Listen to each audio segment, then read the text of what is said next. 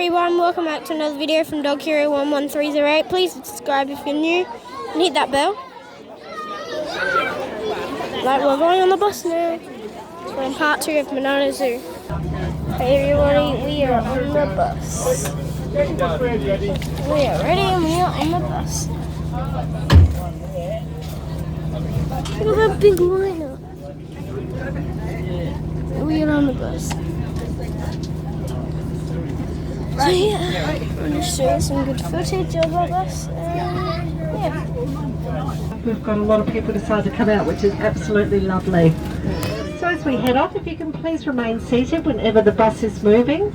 Michael will stop the bus for any photographic opportunities, and you are welcome to stand up and move around at that time, and then we'll make sure that everyone's safely sitting down before we head off again. There is no eating or drinking on the bus, but you are welcome to drink water.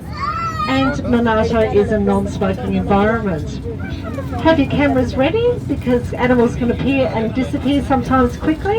If you have got a mobile phone camera, if you can just please make sure your phone is switched to silent for the enjoyment of everyone.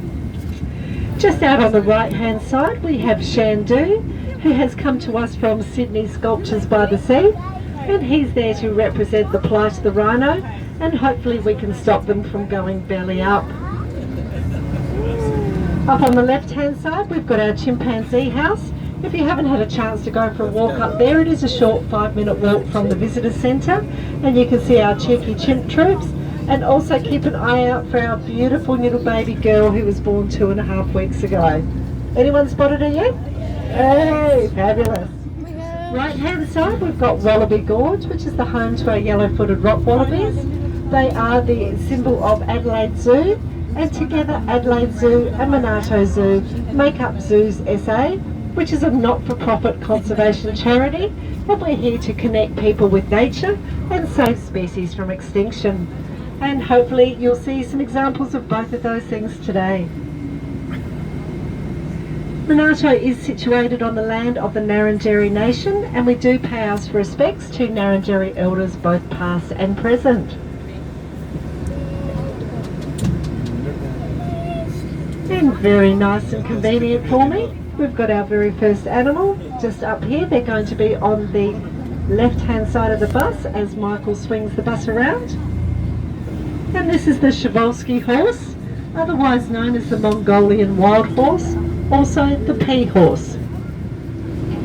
They come from Mongolia in the Gobi Desert, and you'll see they pretty well come in one size and one colour, and they have that short mane that stands up on the top of their neck. Very different to our domestic horses, which come in a huge range of colours and sizes. They are thought to be the only true wild horse. There is no record of them ever being ridden or tamed.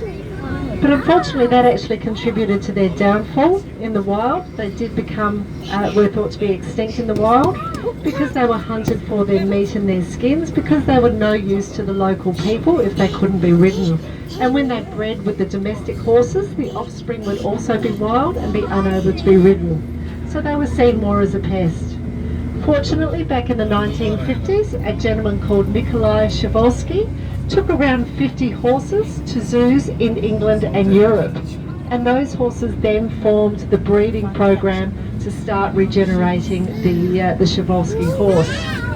Manato has 2 breeding herds, the one we've just seen and another one that's off exhibit, and we've bred around 40 horses over the years and have actually returned 7 foals to a reserve in Mongolia. So that's a great conservation story. The numbers are now believed to still only be around about 400 in the wild, so they are still critically endangered, but at least the numbers are going up, not down. Now the habitats that the animals have are very large, which is lovely. They've got lots of room to roam, and so sometimes they're a bit hard to find. So if I've got any young animal spotters on board that can help me, because I'm going backwards, and Michael does a great job of spotting as well.